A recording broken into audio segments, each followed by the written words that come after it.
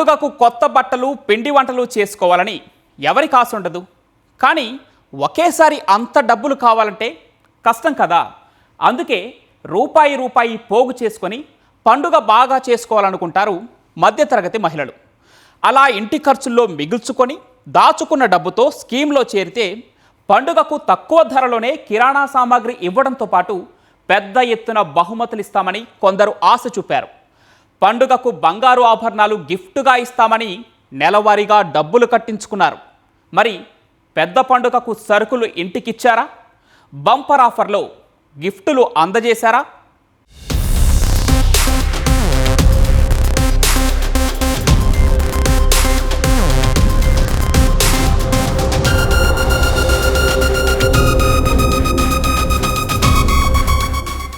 కుటుంబ ఖర్చుల్లో నుంచే రూపాయి ఆదా చేసుకుని దాచుకుంటారు మహిళలు.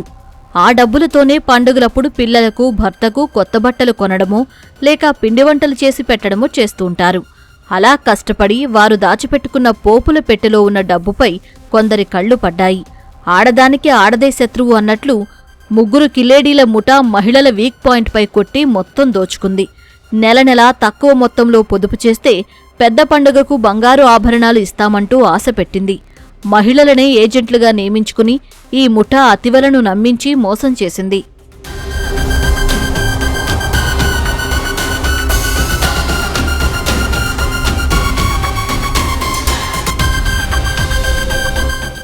నెలకు 500 రూపాయలు కట్టి స్కీమ్లో చేరితే చాలు, సంక్రాంతి పండుగకు మీ ఇంటికే తక్కువ ధరకు కిరాణా సామాన్లు పంపిస్తామని ప్రచారం చేశారు.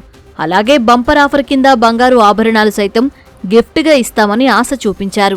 కాలనీల్లో ఉండే మహిళలనే ఏజెంట్లుగా నియమించుకుని వారికి కొంత కమిషన్ ఇచ్చారు.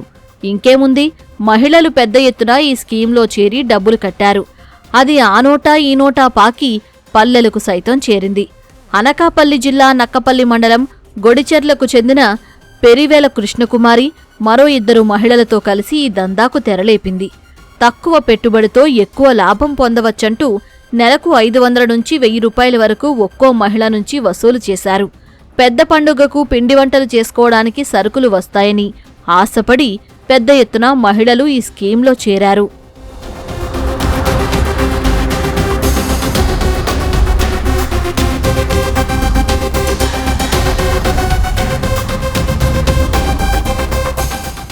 ఏడాది పొడవునా ఎంతో కష్టపడి మహిళలు డబ్బులు కట్టినా సంక్రాంతి పండుగకు ఎలాంటి సరుకులు ఇవ్వలేదు, బహుమతులు కూడా అందలేదు. దీంతో మోసపోయామని గ్రహించిన బాధితులు నిర్వాహకులను నిలదీయగా ముఖం చాటేశారు. కేవలం పప్పుల చిట్టీలు మాత్రమే కాకుండా లాటరీ పేరిట మహిళలకు గాలం వేసి కోట్ల రూపాయలు వసూలు చేసినట్లు తెలిసింది. బంగారు ఆభరణాలు ఇస్తామంటూ వేలాది రూపాయలు కట్టించుకున్నారని బాధితులు వాపోయారు. ఇలా పప్పుల సీటు కట్టాం సార్. మేము కడితే కృష్ణవేణి అన్న ఆవిడ వచ్చి పప్పుల సీట్ కట్టండి అమ్మా, పప్పులు ఇస్తాము అనేసి అన్నారు. అంటే 50 మంది కట్టామండి మా ఊరు నుంచి. మాకు వచ్చి నెలకు వచ్చి 15,000 అండి. అలా సంవత్సరం అంతా జనాల దగ్గర 1,80,000 కట్టామండి మేము. ఆవిడ ఇవ్వడం మానేసి మమ్మల్ని మోసం చేసింది అండి. తిరిగి ఆవిడ ఒడ్డు మెట్ట అని చెప్పిందండి. అక్కడికి వెళ్తే అక్కడ లేదు, నక్కపల్లి కూడా వెళ్ళామండి, అక్కడ కూడా లేదండి. అలా ఊరూరు పరారైపోతుందండి ఆవిడ మమ్మల్ని చూసి. మా డబ్బులు ఎలాగన్నా ఇప్పించాలని పోలీసు వారిని కోరుచున్నామండి. పెరివేల కృష్ణవేణి అనే ఆమె పప్పుల చీటి అనే పేరుతో, రాళ్ళతో అనే పేరుతో 30 కోట్ల ఇస్తానని ఆశ కల్పించి చెప్పడం జరిగిందండి. సుమారు నేను 500 మందితో కట్టించడం జరిగింది. ఆమె ప్రతి నెల మేము కట్టేవాళ్ళమి. ఇప్పుడు అవి ఇవ్వలేని ఆవిడ ఇవ్వడం మానేసిందండి. మమ్మల్ని మోసం అనే ముసుగులో ముంచేసి ఆవిడ ఊరి నుంచి పరారైపోయి వెళ్ళిపోవడం జరిగిందండి.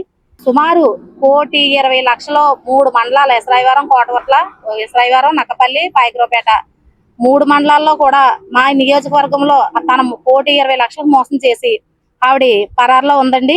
ఈ మోసం కేవలం ఒక ఊరికే పరిమితం కాలేదని నక్కపల్లి, పాయకరావుపేట, ఎస్రాయవరం మండలాల్లోనూ ఈ ముఠా దందాకు పాల్పడినట్లు పోలీసులు గుర్తించారు.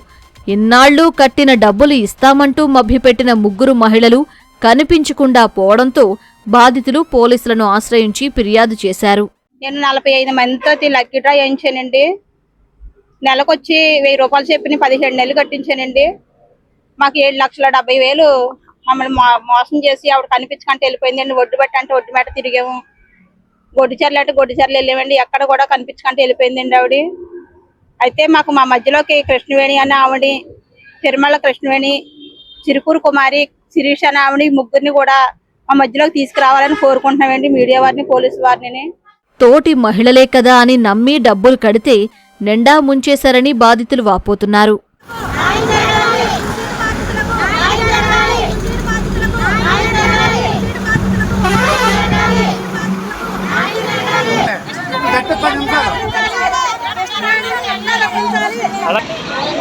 పప్పుల చెడు బాధ్యతలకి